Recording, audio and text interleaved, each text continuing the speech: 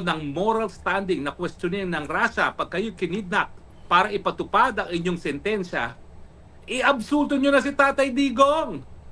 Meron pa kayong pagkakataon dun sa issue ng lack of jurisdiction.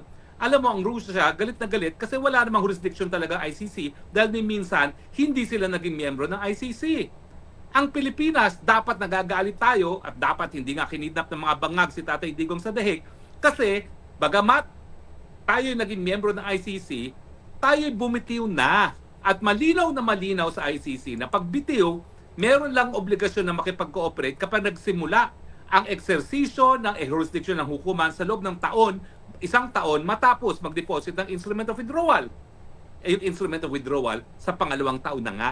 Kaya sinasabi natin na hindi na po pwede na magsimula ng preliminary investigation sa panahon na hindi na miyembro ng Pilipinas ang ICC. So yung galit natin na mga tumututol sa jurisdiction ng ICC dahil wala na talaga, dahil bumitiw na nga tayo, ay kaparehong galit ng mga Ruso. Dahil yung galit nila, ni minsan naman, hindi nga sila naging miyembro ng ICC, bakit aarestuhin ang kanilang presidente? Sino yung prosecutor at sino yung mga huwes na yan para magpa-aresto? At itaga nyo yan sa bato. Darating at darating ang araw, kikidnapin ng Russia yung prosecutor at mga judges na yan, ang sasabihin nila, o ano ngayon, aangal kayo, si Digong Duterte nung kinidnap, nagbulag-bulaga naman kayo sa pagkikidnap. O paano kayo ngayon madidinig ng hukuman ng Russia na mali ang pagkikidnap sa inyo? Ayan na mga kababayan, ang mga ICC judges ay anumang sandali kikidnapin di umano ng Russia upang doon naman po hatulan. Sabagay, nahatulan na po ito sa Russia mga kababayan, at doon po mag-serving naman po ng kanilang sentensya. Doon po sila makukulong sa Russia. At dito mga kababayan, makakaganti na po at makakamit po natin ang tunay na hustisya. Sapagkat kahit sino pa po ang mga matatalino mga kababayan, ang atin pong tanungin, lalo na sa pagdating sa mga kaso-kaso, kailangan po talaga lagi may judicial process, mayroon po talaga laging due process. Anumang pangyayari na hindi po dumaan sa tama or dapat na due process, yan po mga kababayan ay mauuwi lang po sa pagkabasura. Bigyan ko po kayo ng isang sample mga kababayan. Naalala nyo, dati ito pong anak ni Secretary Boying Rimulya that time ng DOJ. Nahulihan po ng mahigit po 1 kilo yata na illegal na Mary Jane, yung high grade na marijuana mga kababayan. Anong nangyari sa kanya? Wala pang 3 buwan, nakalaya na, na-dismiss po ang kaso. Bakit? Mukhang hindi po dumaan sa tunay at tamang due process mga kababayan. Ipakita ko sa inyo yung kung ano talagang reason doon, Parang ganito din kay Tatay Digong, kahit kahit sa buong mundo mga kababayan, kailangan po talaga dumaan ng tunay na due process at yung tamang due process.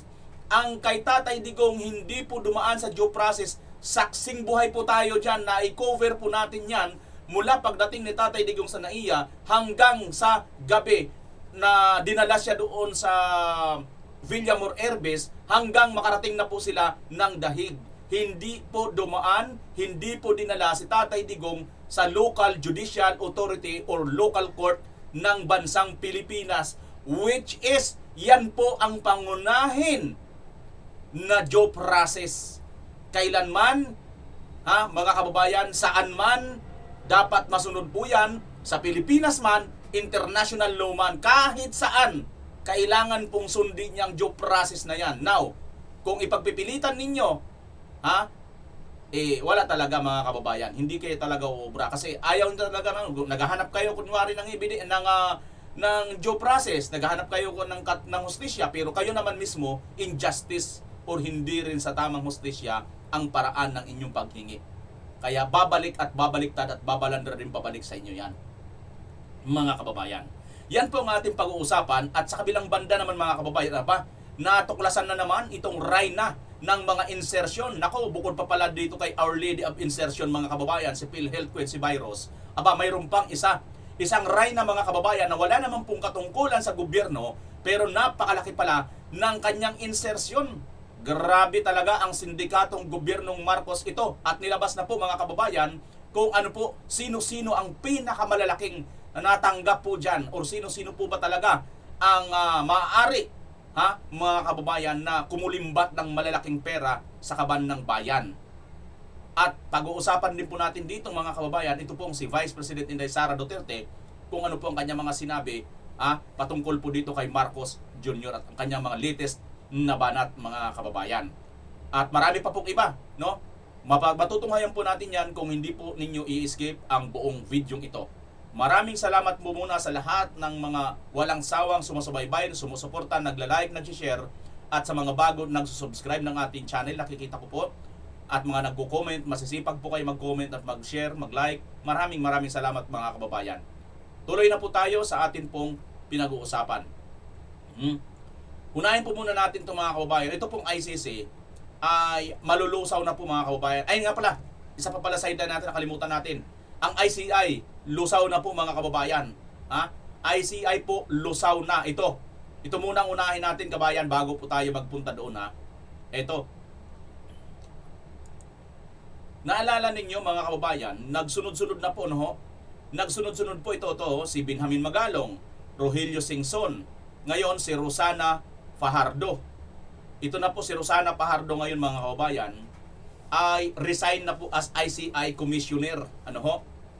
Tingnan po natin dito ang kanyang post mga kababayan. Sinabi dito sa Batas PH, just in, East GB and Country Managing Partner Rosana Fajardo resign as Commissioner of the Independent Commission on Infrastructure effective December 31, 2025. I have completed the work I set out to accomplish when I was appointed, ensuring that the foundational goals of the Commission have been met, Fajardo said in a statement. I believe that the investigative and prosecutorial responsibility will now transition to the other agencies such as the Department of Justice, the Office of the Ombudsman, which are better positioned to ensure accountability for contractors and government officials. So, kita nyo mga kababayan sabi dito, better position to ensure accountability. Ito daw po Ombudsman at ang Department of Justice. So, ang nangyari dito mga kababayan, nagsayang lang po tayo ng pera, gumastos lang po tayo rito sa kanila pong mga travel, kanila pong mga sweldo, at kanila pong mga kung ano nung paman mga hiningi nila dyan, nang wala naman po palang kwenta. Kasi po, doon pa rin po sa DOJ at saka sa Ombudsman. At ang isa sa pinakamalupit pong ginawa nito mga kababayan ay upang mawalan po ng halaga or hindi na po nagpatuloy ito pong Blue Ribbon Committee ng Senado. Na doon po talaga ang talagang nakikita po natin na kahit pa sino pang chairman dyan, nung una mas okay tayo kay Senator Marcolita, di ba? Kasi doon lumabas talaga yung una si Diskaya. Di ba mga kababayan? Tapos inagaw ito mula kay Marcolita, sila Lacson na. Ngayon si Lacson na, lumabas naman si pangalan nito, si Sergeant Gutesa. At paglabas ni Sergeant Gutesa, ito naman ngayon. Ito naman mga kababayan, si Lacson. Biglang pinatigil na or tinigil na. Nawalan na ng interes kung kailan nandoon na po tayo mga kababayan. Kumbaga sa peak na tayo Kumbaga nasa final stage na tayo ng Kasi nagko-corroborate na lahat ang mga sinasabi ni Gutesa at saka ni Zaldico. Di ba? Unlike dito po sa mga naninira sa mga Duterte na wala po nagko-corroborate, panay hearsay mga kababayan. At lalo na po itong nasa kulungan pa. Imagine mga kababayan, kung inyo naman pagkukumparahin ang mga congressman, katulad ni Zaldico, ni Libeste, at sasabihin nilang chismis lang daw, sasabihin ng Malacanang, yung mga nilabas ni Libeste na mga papel, o mga dokumento na galing kay Cabral, versus doon sa kay Madriaga, mas papaniwalaan pa nila yun. Kung di ba naman utak talagang utak kabugukan talaga. Gaano ba karami na singhot na pulburo nito mga ito? para maapektuhan yung utak, mga kababayan, ano ho. So now ito si Rosana Fajardo, kare-resign lang po, mga kababayan. At ngayon, anong petsa na ngayon? 26. Mga kababayan, nakita nyo na ba? Sino-sino na ba mga politikong nakakulong? Oh. Tumingin muna kayo, mga kababayan, sa mga news. Habang nanonood kayo dito sa akin, mag-browse kayo ng konti. Mayroon na ba kayo nakikita ngayon na mga nakakulong na politiko? Di ba wala? Di ba diskaya lang, hindi naman politiko? O, tumakbo siya ng pagka-mayor noon sa Pasig, pero hindi naman nanalo, hindi rin siya politiko. Di ba? So, ano ang sinabi ni Marcos noon? Bago magpasko ay marami nang makukulong, sabi ni Marcos Jr., di ba? Bakit walang nakulong? Sino lang nakulong? Di ba, mga kababayan? Sino lang ang nakulong? Ang nakulong ay sino lang? Si Diskaya lang, mga kababayan. Ito, marami pa tayong ipapakulong at marami pang magpapasko sa kulungan. Marami pa tayong ipapakulong, sabi ni President Marcos. Ano sabi nitong kanyang kasama? Ayan. Alam ko bago magpasko, marami dito sa napangalanan ay makukulong na sila, wala silang Merry Christmas before Pasko. Ayan, mga kababayan, mga post nila ito. Ito naman si Dizon. Very confident na kulong na tong mga to. Maraming magpapasko sa kulungan, DPW Secretary Vince Dizon. Ito sa MP. Wala silang Merry Christmas before Christmas, makukulong sila na sila. JB naman to, mga kababayan. Si Remulla naman, Ombudsman Remulla, sa mga akusado sa flood control, mayroon talagang magpapasko sa kulungan. Sino? Yun lang, mga kababayan, si ano lang, di ba? Si Diskaya lang. Yun lang ang nagpasko sa kulungan.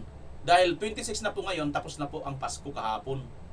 Tama, hindi, mga kababayan? So, budol na naman po itong si Marcos Jr. Nakakasawa po, mga kababayan. Alam nyo, kung isa kang supporter, isa kang loyalista ni Marcos, kung hindi ka man lang dimbangag at matino-tino ka pa, medyo mag-isip-isip ka na, Brad, no? Kapatid, mag-isip-isip ka na kasi wala na po itong mga sinabi na nagkatotoo eh. Puro pambobola lang ba? Alam mo yun? Yung bang umaasa ka pa rin na magbabago, umaasa ka pa rin na mayroon itong magandang magagawa, pero wala pa rin eh. Ultimo salita na nga lang eh. Sabagay, mayroon naman totoo dito sa taong ito.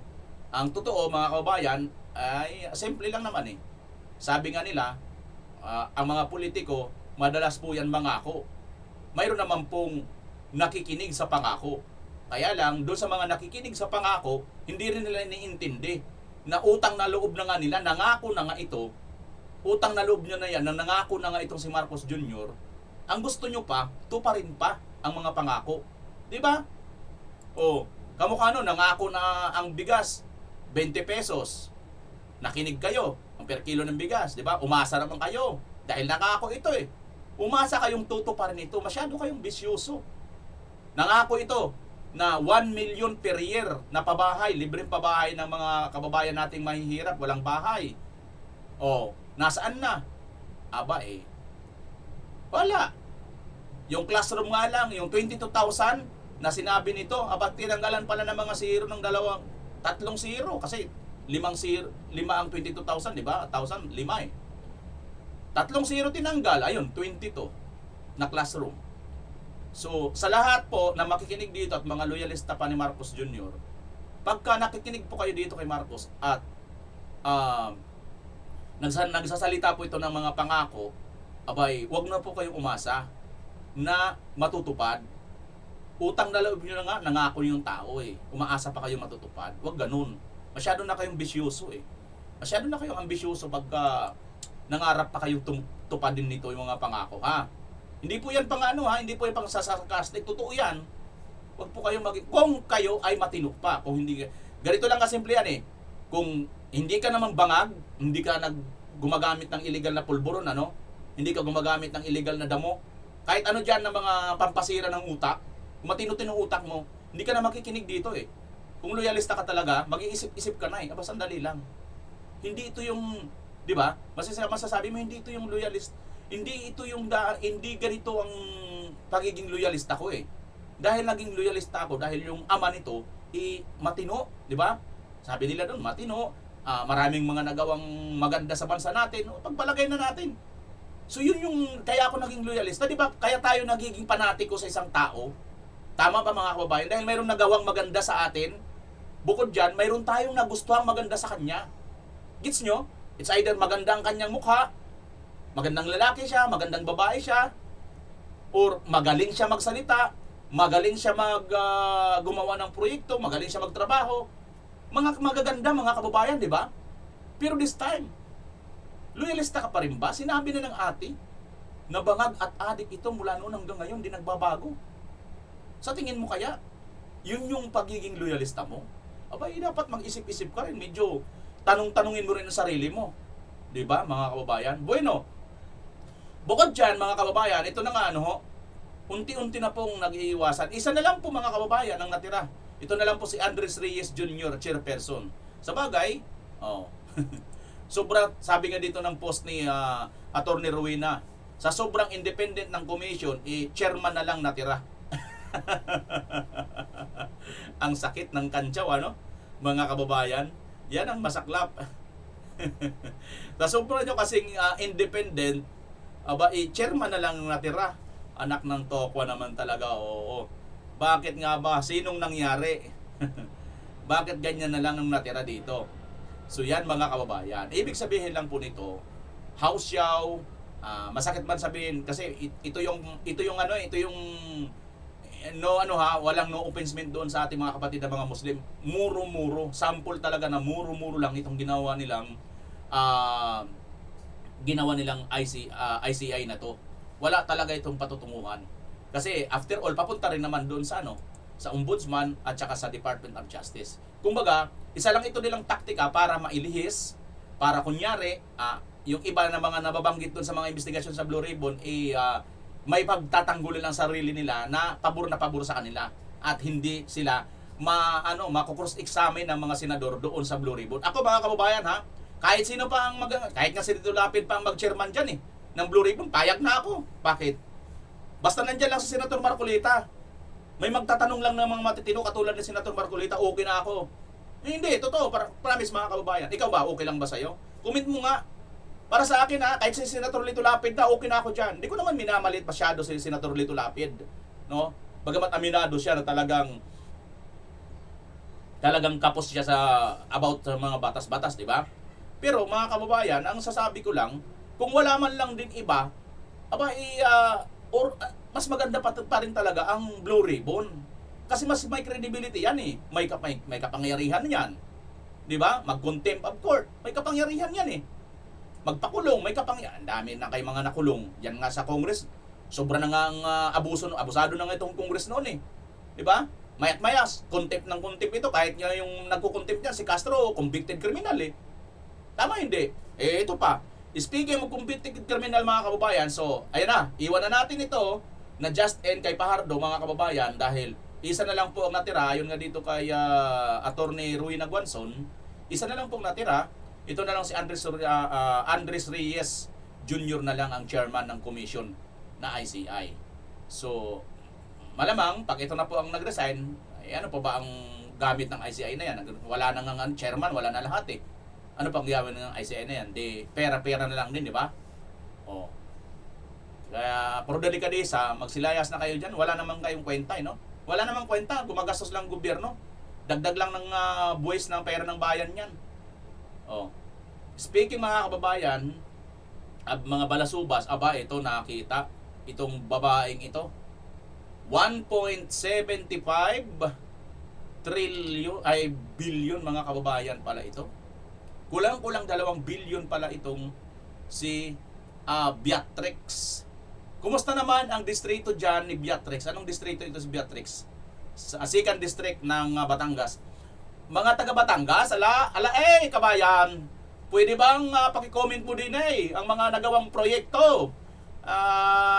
Aring inyong napakahusay ninyong congresswoman. Napakahusay na nagtago ng kanyang asawa na ito'y rapist, wanted sa kasong rape ang kanyang asawa that time. Napakahusay po nito, itinago niya ang kanyang asawa.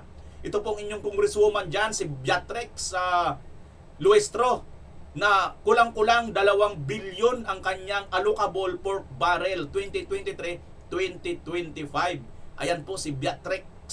Sa loob po ba ng taon na yan, 2023 to 2025, mga kabatangas, mga kabatang, ala, tama na yung muna yung pagbabarek. Tayo ay manood dito sa aking channel.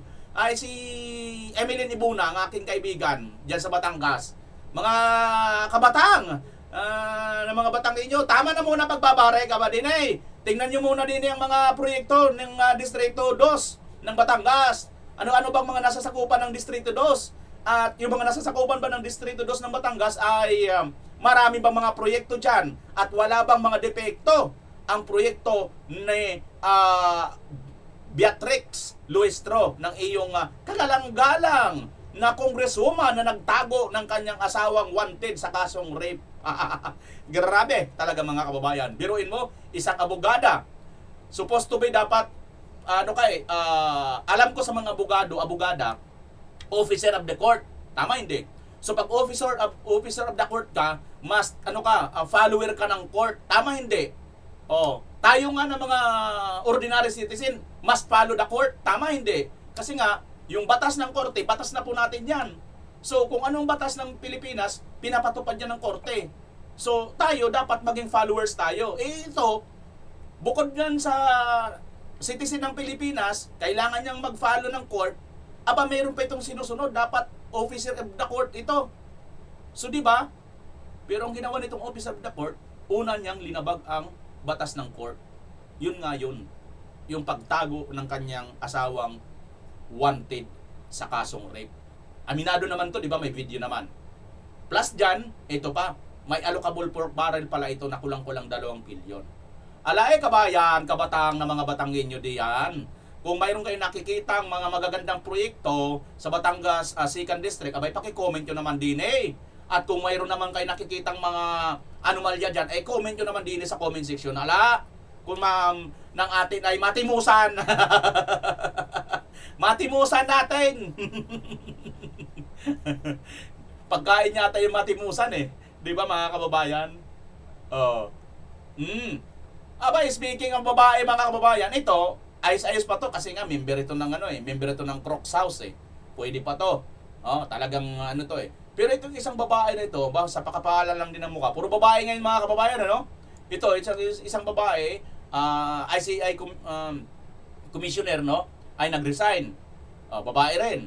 Ito namang babae na to, bukod doon sa nagtago ng kanyang wanted na asawa sa rape, ito pa, mayroon siyang allocable na kulang-kulang 2 billion na hindi natin alam kung wala bang mga ghost project ito, wala bang ghost project diyan. Sa tingin nyo kaya, mga magaganda lahat ang mga napagawa nitong proyekto dyan sa Batangas na mga flood control or anuman mga infrastructure? Abay, paki-comment nyo din huwag kayo mahihiya la. Tigil-tigilan nyo naman pagbabarik diyan ha. Okay, ito naman isang babae mga kababayan, wala po itong katungkulan sa gobyerno, pero tingnan nyo mga kababayan, no?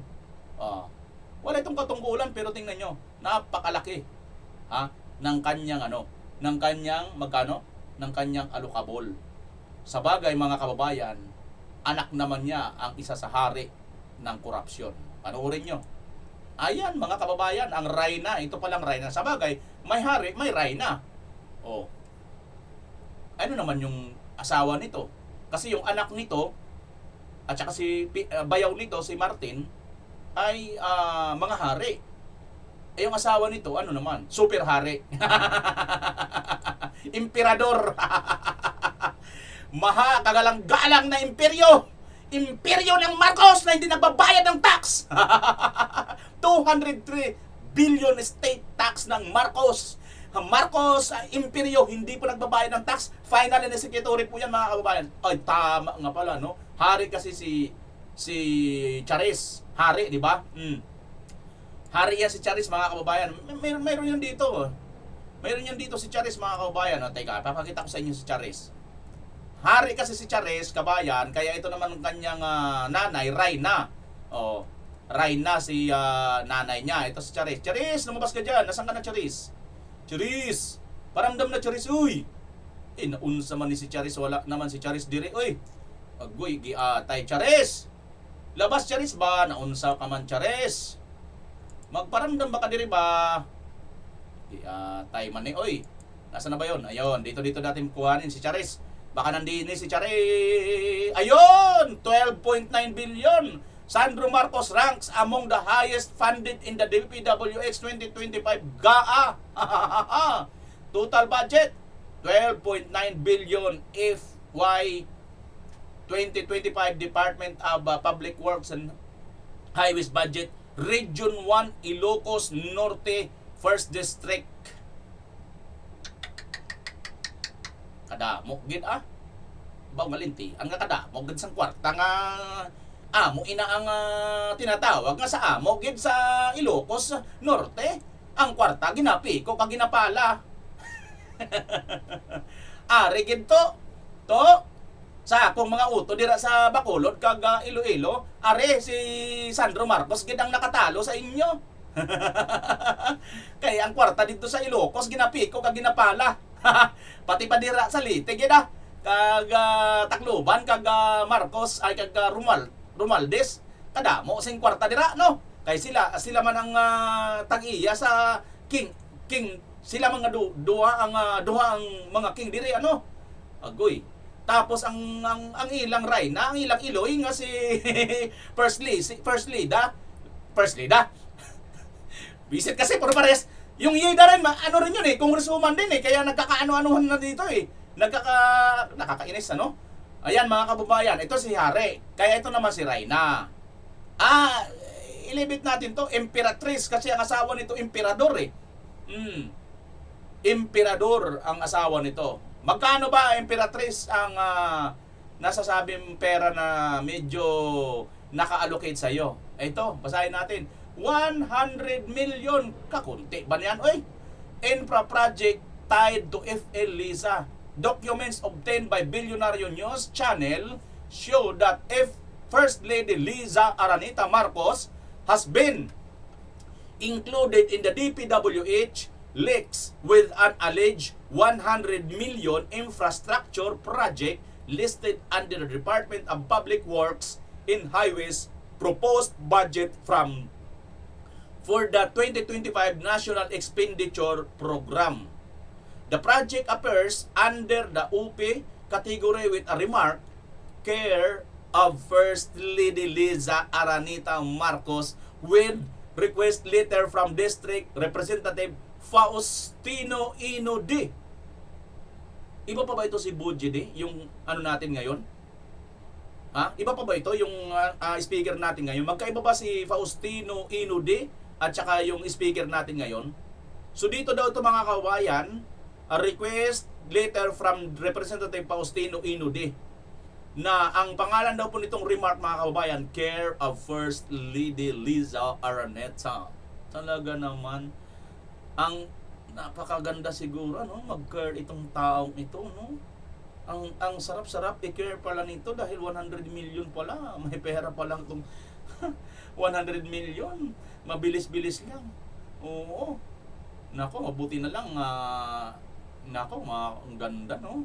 Ang galing ng kanyang nag-care lang siya Meron lang remarks na care, 100 million na yan. Baka mamaya ang kasunod niyang curse na Bantay-bantay kayo kasi magkakatunog yan. Care. Hindi ko masyado yung paano ba pronunciation yan. Bahala na kayo basta care ibig sabihin yung pag-alaga sa pamangalaga. Ibig sabihin ito care of First Lady sa pag-alaga o pangangalaga. Kaya lang ang kabaliktaran niyan cursed, no? Cursed yung sumpa. Pili na lang kayo mga kababayan kung anong gusto ninyong matupad diyan.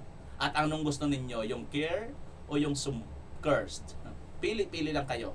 Nakagandang ngiti, no? Naalala ko na naman mga kababayan, ito si Vice President Inday Sara, na sinabi ni Vice President Inday Sara noon, itong si Liza Aranita Marcos nakikialam ito. Wala naman ito sa posisyon sa gobyerno. Hindi ito binuto ng tao, pero pakialamira ito sa pera ng bayan. Namimigay daw ito ng pera nang hindi naman niya pera. Diba? Naalala natin doon yung si Vice President Inday Sara galit na binulgar ang mga ginagawang kalokohan ito. Ayan na. lalo lang naglalabasan na ngayon mga kababayan. Hindi man ninyo maitago man ninyo ito dahil sa mga lahat halos kaalyado ninyo dahil sa pera, hawak ninyo lahat ng kapangyarihan. Maitago man ninyo ito pero ang katotohanan patuloy po yan sisingaw at sisingaw, kabayan. Tuloy na tayo dito kay Attorney Harry Roque mga kababayan kung paano po ang mangyayari, no? Dito sa kay Tatay Digong. Well, napansin ko po, nung tayo po yung nag-spokes hour tungkol doon sa po pwedeng paglusaw ng ICC na dahilan para mapalaya si Tatay Digong, abay, ang daming interested, no? So ngayon, dadagdagan ko yung sinabi ko. Ano ba yung legal na basihan para sa Russia na kinonvict nila yung prosecutor at saka yung mga judges ng ICC at sinintensyahan, at anong po pwedeng gawin ng Russia para mapatupad ito at anong epekto nito kay Tatay Digong. Well, okay. Ang legal na basihan ay dahil nga po po membro ng ICC ang Russia. Hindi po gaya ng Pilipinas na naging membro ang Pilipinas at bumitiw. Ang Russia po sa mulat-mula, gaya ng Amerika at gaya ng China, hindi po sila sumapi ever sa ICC. Ngayon, kaya nga po nakapagtataka kasi ang jurisdiction naman ng hukuman ay sakop lamang yung mga bansa na miyembro ng ICC at nakapagtataka kung ano naging legal na basihan ng Russia, no? Well, ang sinasabi po nila, siguro ito yung mga bagay-bagay na nangyari sa Ukraine at kailan lang po naman sumapi ang Ukraine, no, sa ICC. Pero siyempre po, ang sinasabi ng Russia ay hanggang hindi kami pumapayag na maging kasapi ng ICC, hindi mo kami po pwedeng paghimasukan. So ang legal na basihan ay kasi nga pinatawan ng warrant of arrest ang President Putin na wala namang legal na basihan. At dahil po dyan, nasentensyahan sila, no, na makulong dahil ang ginagawa nila parang coercion yan, parang grave coercion ata yan, no? Kung hindi ako nagkakamali, parang grave coercion yan kasi nga wala namang legal na basihan, bakit mag-i-issue ng warrant of arrest, no, na isang banta sa kalayaan ni Putin. At alam niyo po, siniseryoso naman ng Putin yan, no? Dahil yung mga pagmi-meeting ng BRICS, no, yung Korea, na isang bagong samahan ng mga dati mahihirap na bansa, ngayon mauunlad na bansa na at nagiging kumbaga, it's a force to reckon with pagdating sa Amerika, no?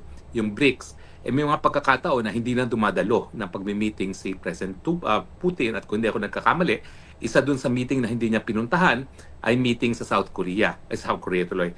Africa. Kasi nga, for fear na baka siya ay madampot ng ICC. Alam niyo naman na ang ICC wala talaga yung sundalo para dumampot, pero makikipagtulungan yan sa iba't ibang mga kapulisan ng mga miyembrong bansa, no? So kung makikita si Putin doon sa teritoryo isang miyembrong bansa, meron talagang obligasyon yung bansa na yon na arestuhin at ipadala sa dahig si Putin. So kumbaga, yung na-convict ang mga judges at mga prosecutor, parang grave coercion po yan. Coercion kasi nga, binabantaan ng kalayaan ni Putin dahil nag-issue ng warrant of arrest na wala namang legal na basihan kasi hindi nga sila miyembro ng ICC. Para mapatupad yung sentensya laban kay Putin at laban kay, ano ba yan, kung ano sinasabi ko, laban doon sa prosecutor, si Karim Khan, at saka sa mga huwes. At dalawa sa huwes na yan ay huwes ni Tatay Digong, no? Well, baliwala kahit hindi, kung anong ginawa nila kay Tatay Digong, pwede ring magawa sa kanila. Alam nyo, babalikan natin ang kasaysayan. Yung pag-aaresto sa isang tao sa isang teritoryo na hindi naman teritoryo ng hukuman na nag-issue ng warrant of arrest, Amerikano rin nagpasimula niyan. At ang kanilang sinasabi ay yung mga panahon na maaga pa ho yan, mga 1800s po yan, no? May isang wanted na sa isang Latin America at pinapunta nila isang sheriff doon, inaresto at sapilitang binalik sa Amerika. Ang naging sabi ng Korte Suprema ng Amerika ay hindi importante kung paano nakuha yung tao para magkaroon ng jurisdiction ng hukuman. Ang importante ay bigyan siya ng mga karapatan ng isang akusado sa isang patas na paglilitis. Now, ganyan din po ang naging argumento pagdating doon sa Eichmann. Yung Eichmann naman talagang siya yung kumbaga author of the final solution sa problema ng Hudyo nung panahon ni Hitler, at ang solution nga na sinabi nitong si Eichmann ay Dengan digmaan, tumakas siya, tumira sa Argentina. Nalaman ng mga ahente ng Israel, ang ginawa nila, nagpadala sila ng Mossad, binantayan nila itong pinaghinilaan na si Eichmann at nung nakumpirma na si Eichmann nga yan, diniroga, ininjeksyohan ng droga, ilinagay sa isang pribadong eroplano at dinala sa Israel. Sounds familiar, no? Parang si Tatay Digong na isinakay sa private plane. At pagdating ng Israel, ang sabi ni Eichmann, hindi nyo ako pwedeng litisin dahil ang pamamaraan na nakuha nyo ang aking pagkatao illegal. So, dapat yan, itigil ang paglilitis. Pero ang sabi ng Korte Suprema, huwag niyo kakalimutan, ito naman laban sa Nazi regime, no? Ang sabi ng Korte Suprema ng Israel, nako, baliwala yan. Hindi importante kung paano ka nakuha. Importante, mabigyan ka ng patas na paglilitis. So, ganyan po ang nangyari kay Tatay Digong. Bagamat malinaw na si Tatay Digong ay kinidnap ng mga bangag na administrasyon ni Marcos at sa pilitang idinala sa dahig dahil wala pa ngang mandamiento de aresto nung panahon na nakuha si Tatay Digong. At gaya ng sinabi ko sa isang post, ngayon ko pong nalaman sa aking informante na madaling araw ng 11 nang kinuha nila ang ICC arrest warrant. Bakit? Kasi kung kukunin nila mas maaga yan, malalaman ni Tatay Digong at magkakaroon ng remedyo sa Korte Suprema. At ako naman po, sasabihin ko sa inyo, handa na sana kami sa isang petisyon kapag nga inaresto si Tatay Digong. Kaya lang, hindi namin akalain naman talaga na didiretso na nila sa dahig si Tatay Digong. Ang buong akala ko, nakasaad nga sa Article 54 ng ICC. Pero hindi na nga po sinunod pati ang Rome Statute at diniretso ng kinidnap si Tatay Digong. So malinaw po talaga kidnapping ang nangyari kay Tatay Digong at ngayon hindi nagiging issue yan. Kasi nga po ang sinasandalan ng ICC baliwala kung paano nakuha ang pagkatao ng akusado basta importante mabigyan ng patas sa paglilitis. Ngayon, puntahan natin itong kaso ng ICC prosecutor si Karim. Mamaya mga kababayan, reaksyonan ko lang ito. Sinasabi dito ni Attorney Harry Roque, baliwala na. Yun yung nagiging argumento na ngayon ng ICC kasi nga nandun na sa kanila. No? Ang importante daw sa kanila ngayon ay mabigyan na ng tamang paglilitis. So para bang binaliwala na po nila. Ito pa lang dahilan mga kababayan kung bakit sila Attorney Harry Roque at si Tatay Digong noon ay kampante po sila. Umuwi pa po dito si Tatay Digong mga kababayan. Sa katunayan, alam na po ni Tatay Digong na parang mayroon na po ditong nandito ng ICC. Naalala niyo yun mga kababayan. Now, bakit si Tatay Digong umuwi pa talaga dito? Kung tutuusin, nasa Hong Kong na siya, pwede na siyang magbiyahe papuntang China, by bus na lang, di ba? Nagpunta tayo ng Macau noon, China na yun dire-diretso na yun, papunta ka na ng China, mainland. Kaso, si Tatay Digong kasi, isa po si Tatay Digong sa abogado. At ito si Attorney Harry Roque, abogado rin.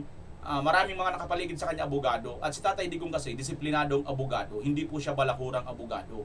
Hindi katulad ni Beatrix Luistro na isang congresswoman na isang abogada na ang kanyang asawa na may kasong wanted po at may arrest warrant ng pagiging kaso ng rape ay kanya pong itinago. Si Tatay Digong hindi po niya itinago ang kanyang sarili dahil siya po ay isang officer of the court. Kaya umuwi pa siya dito dahil alam po niya sa batas po ng Pilipinas mayroon po tayong tinatawag na due process. Hindi mo po pwedeng dalhin nasa Bill of Rights po yan mga kababayan, Bill of Rights section 3 article 3 section 4. Pero sa article 3 na yan, marami pang nakaano na yan. Yung section 4 na yan, ito lang yon tungkol sa mga komentary, freedom of speech. Pero marami po dyan, katulad na lang po ng pagdadala ng isang tao or isang mamamayan na Pilipino dalhin sa ibang bansa, kung labag sa kanyang kalooban, bawal po yan.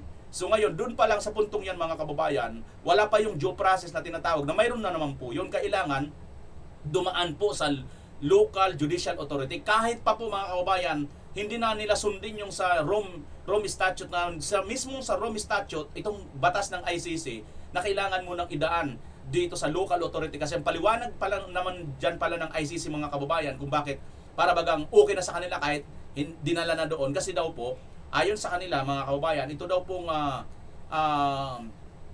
Rome Statute mga kababayan ay si Tatay Digong ay tawag nito yung member pa raw nila member pa raw nila dito sa Pilipinas, member pa ang Pilipinas noon nung nung kinasuhan na nila mga kababayan. So, para bagang gano'n na gano'n ang kanilang inaano. So, binabaliwala na nila yan, yung kanilang mismong sariling roles.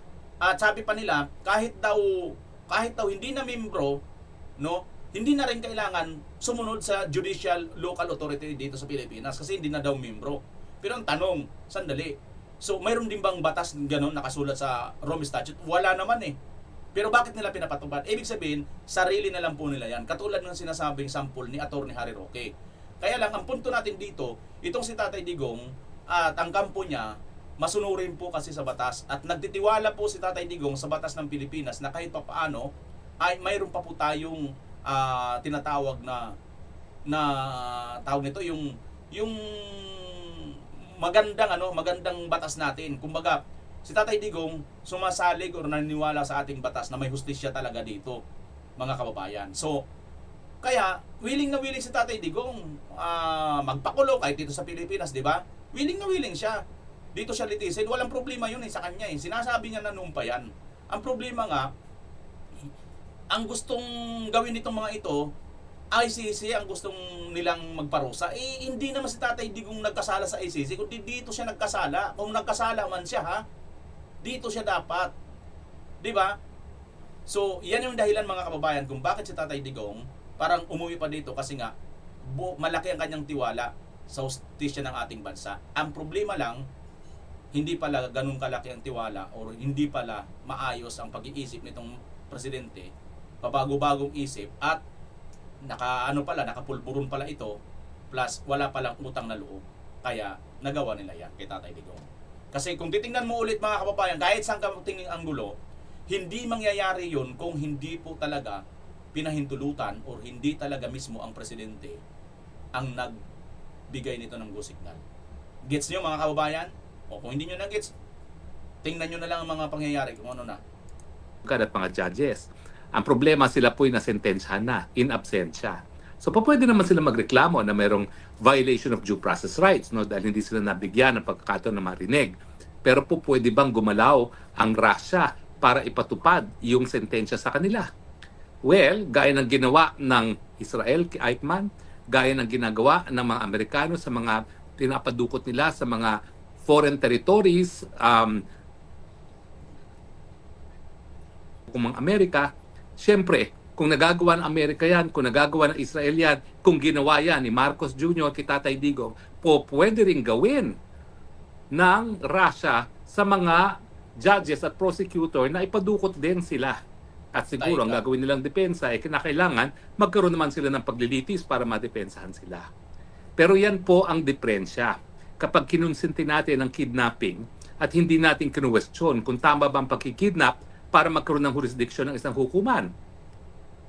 Hindi lang naman Amerika, hindi lang naman Israel, hindi lang naman si Marcos Bangag administration na po pwedeng gumawa niyan.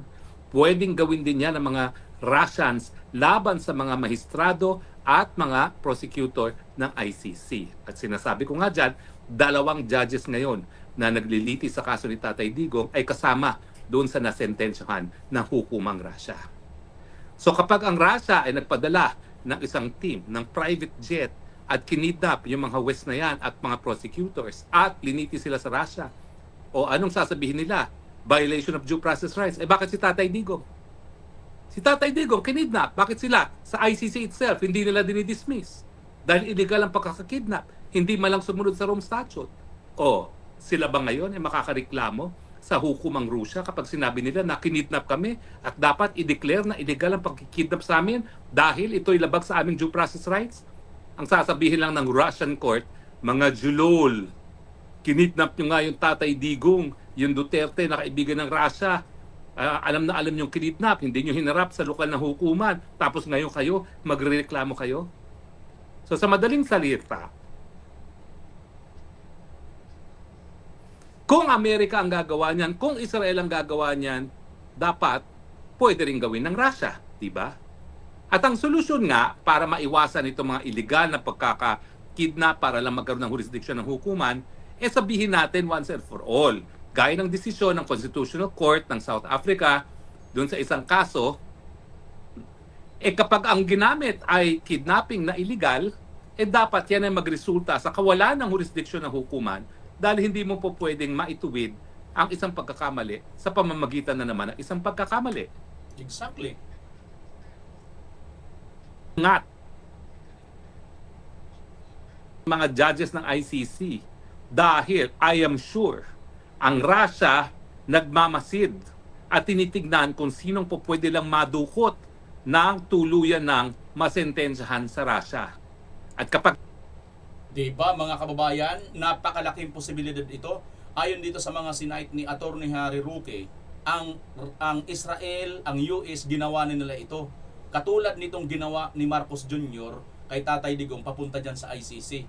So ngayon, pag ginawan din ng ganito ang ICC, sila naman ngayon ang gawan nito sa pamamagitan ng Russia naman ang gumawa. Ano naman ang magiging sagot ng iba?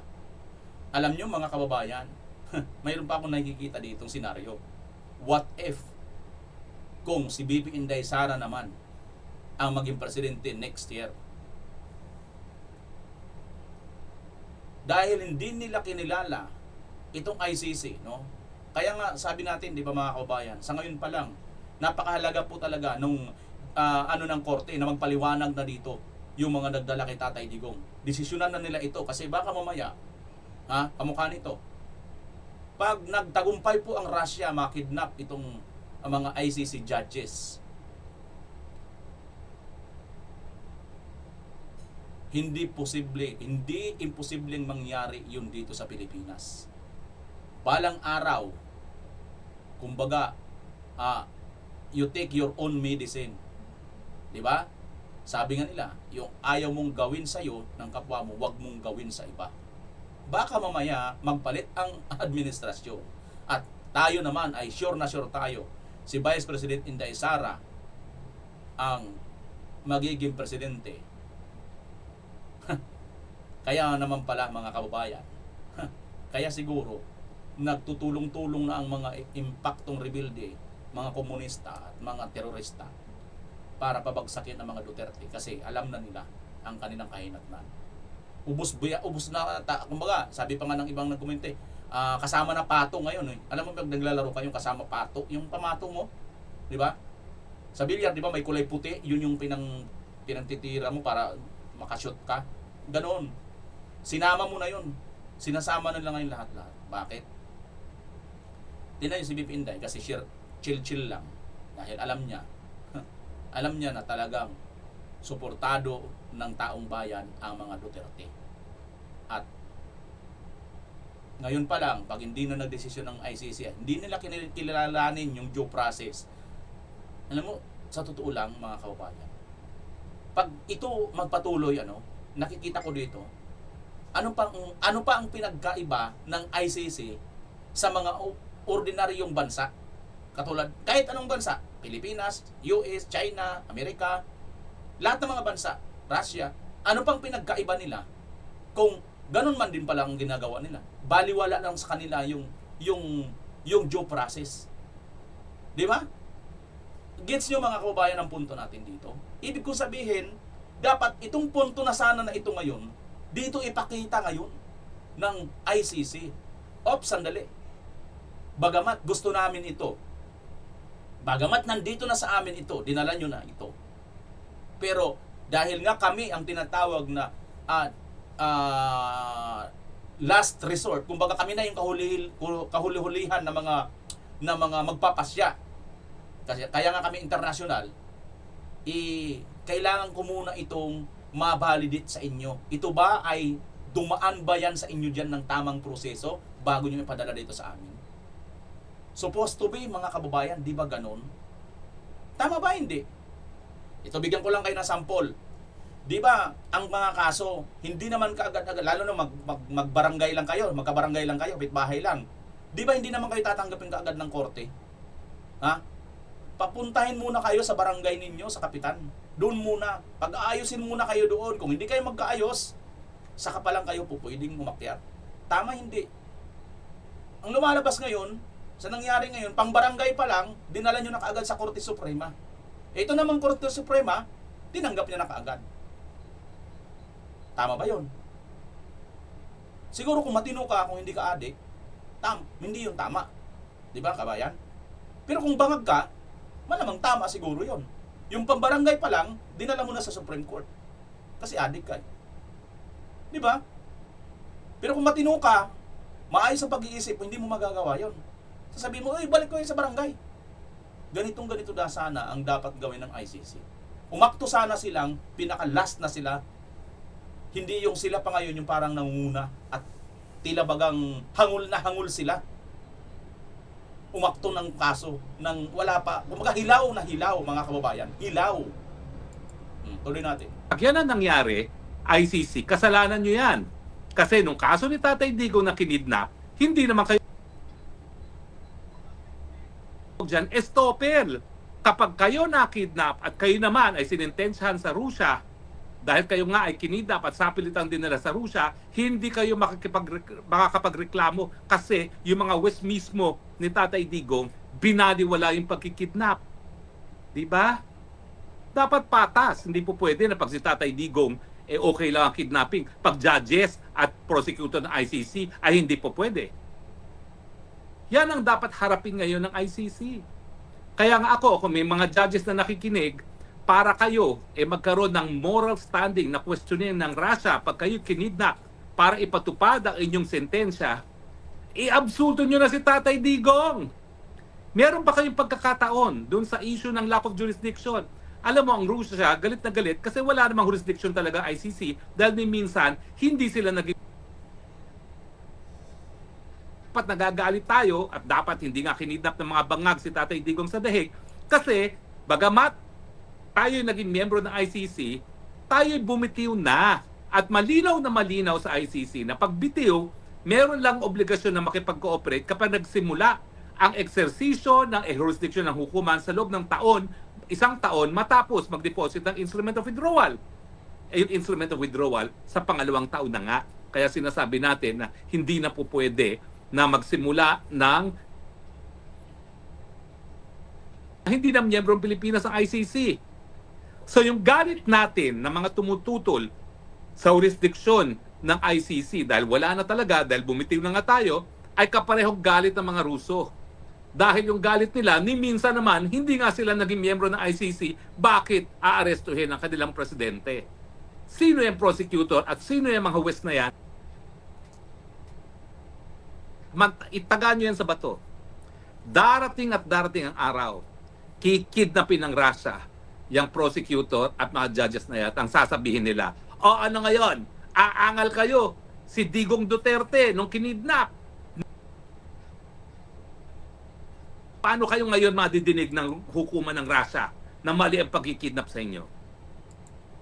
Pero meron pa hong panahon at meron pang pagkakataon para sa mga West na magkaroon at least ng moral standing na questioning ang Russia kung sila'y dudukot.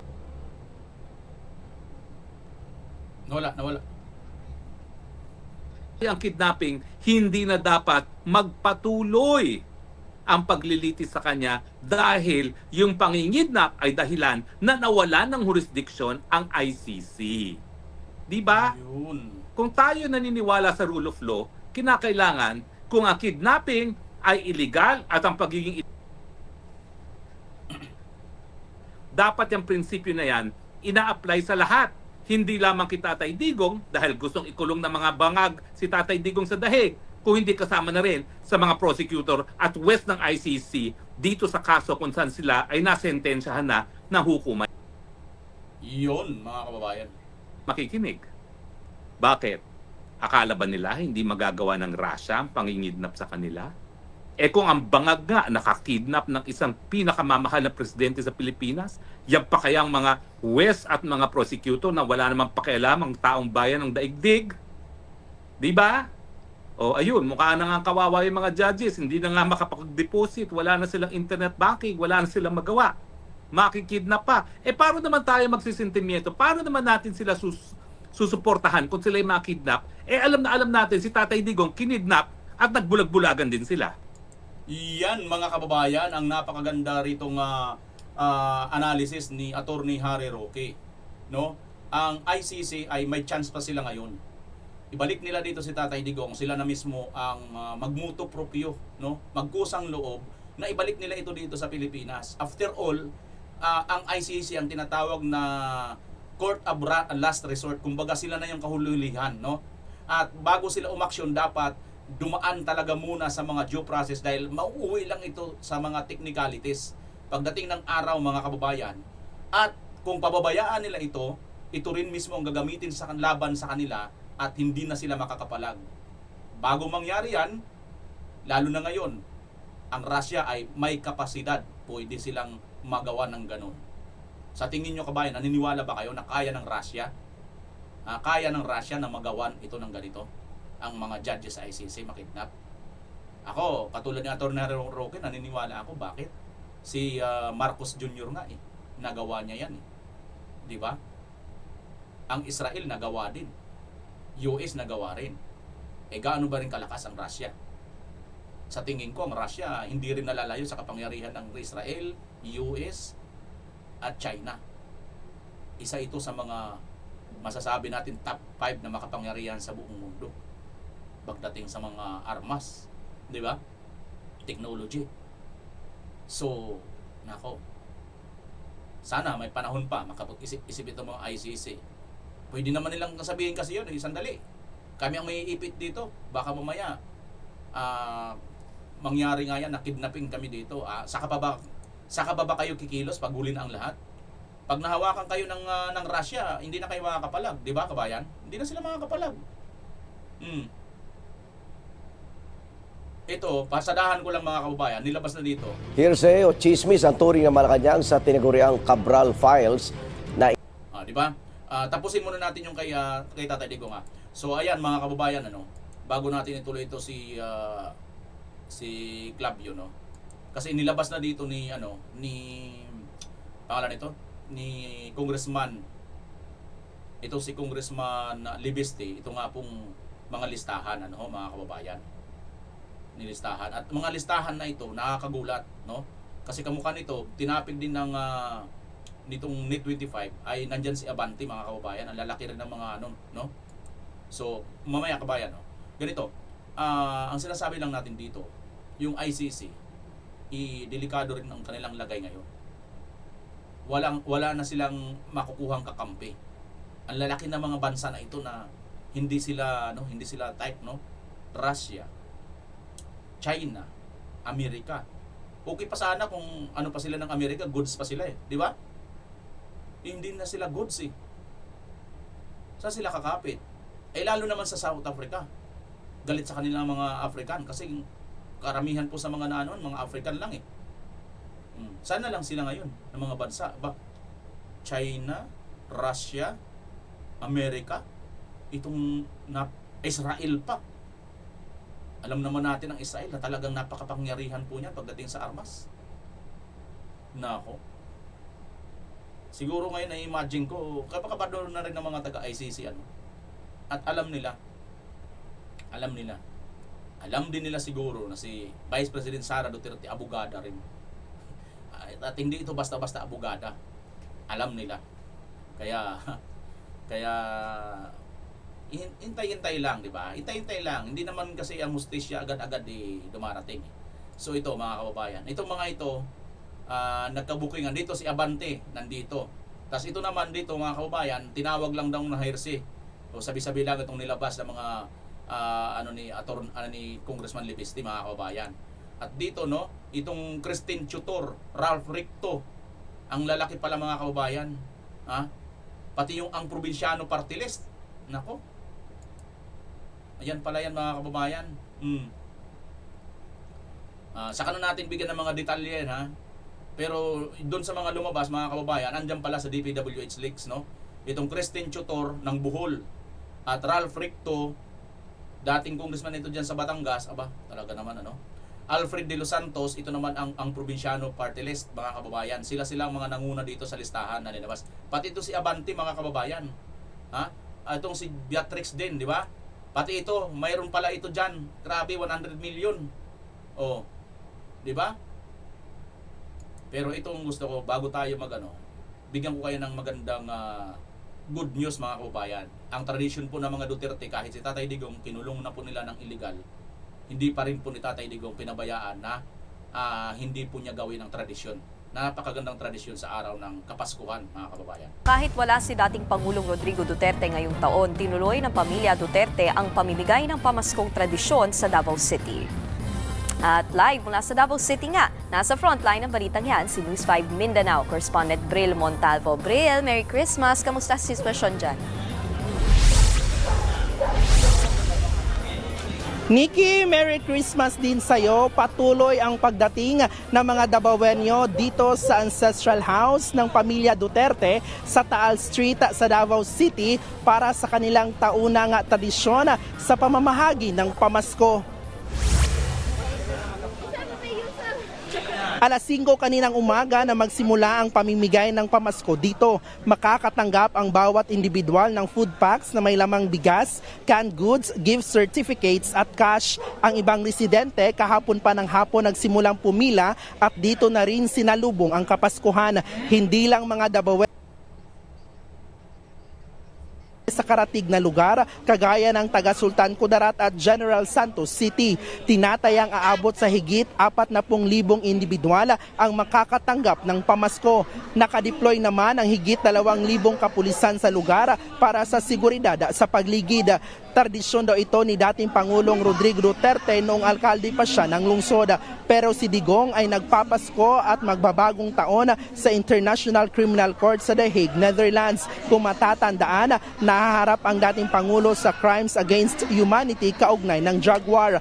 Bawal daw ang bisita sa ICC, kaya hindi madadalo ng kanyang pamilya si dating Pangulong Rodrigo Duterte, ayon yan mismo sa anak niyang si Kitty. Ayon kay Kitty, may sariling selebrasyon ang mga detainees sa loob ng ICC. Samantala, ang Christmas message naman ni VP Sara Duterte ay sumentro sa mga vulnerable sector. Pakinggan natin ang pahayag ng bise.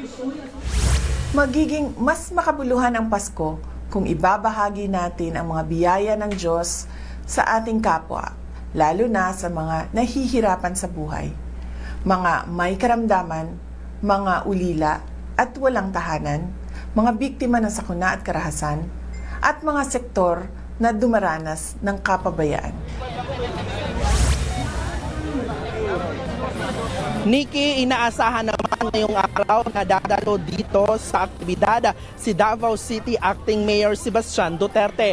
Samantala, Nikki, ay ngayon na mga oras na ito ay paparating na umanaw dito si Vice President Sara Duterte sa aktibidad ang makisaya rin sa nasabing selebrasyon. Nikki. Maraming salamat, Bril Montalvo.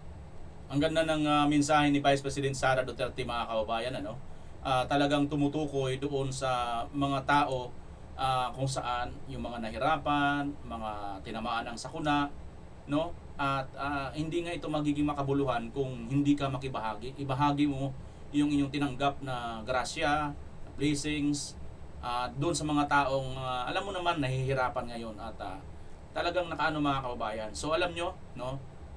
Ito yung isa sa mga maganda sa mga katangian ng mga leader.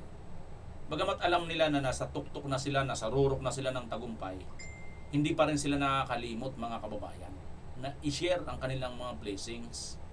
Ito talaga yung mga may malasakit. Napakalayo doon. Napakalayo dito sa ginagawa nitong ito si Marcos, no, Mrs. si Marcos. Napakawalang laman, ano? Ngayon, mga kababayan, bakit tayo naniniwala? Bakit tayo kumbinsido dito sa Mrs. ni Vice President Inday Sara Duterte na totoo? Kasi, mga kababayan, ayun po, hindi lang po yan, ngayon lang niya na Mrs. na naisip lang, kundi talagang tradisyon na nila yan. Ayan, no, mga kababayan, ayun mga tao na yan, no? Kita niyo naman mga tao City, na yan. tinatayang aabot sa higit 40,000 individual ang makakatanggap ng pamasko. 40,000, 40,000 or 44,000 ang makakatanggap ng pamasko, mga kababayan. At pinalad po tayo, mayroon po tayo nakitang video, mga kababayan, kung ano ba ang mga laman ng kanilang mga natanggap. Ay, hindi yan. Laki naman yan. Hindi yan, hindi 12 billion. Grabe naman yan. 12.1 billion. Hindi yan. O ano, kung ganyan sana kalaki yung ipamahagi ninyo sa mga tao, abay, maraming matutuwa dyan. Kaso hindi yan, mga kababayan. Tsaka hindi naman, wala namang perang mga Duterte ganyan kalaki. Ito, mga kababayan, nakita po tayong video na kung gaano ka gaganda at karami ang pinamahagi dyan. Ayan mga kababayan, panoorin. Good morning day no. Bago lang day kong abot no. Gikan ko dito nagpila sa mga Duterte. Kaya kamatag December 24 mangatag yun na siya pinaskuhan. Walay lista-lista. Tuto Ayan mga kababayan, tuwing December sa mga Bisaya, sa mga hindi nakaintindihan ng Bisaya, tuwing ano daw po si Tatay Digong o mga Duterte namimigay ng pamasko no sa kanila diyan. Kahit taga saan ka pa nang wala pong lista-lista. Wala na pong ano diyan, no? Oh, yan po yung sinasabi ni Ate. Tuloy natin. sa mupila bisag asa ka pang lugar makadawat yung gag pinaskuhan. Mauna ang mga Duterte kung mudagag politiko, mudaog din na sila kay bisag walay trahedya manghatag.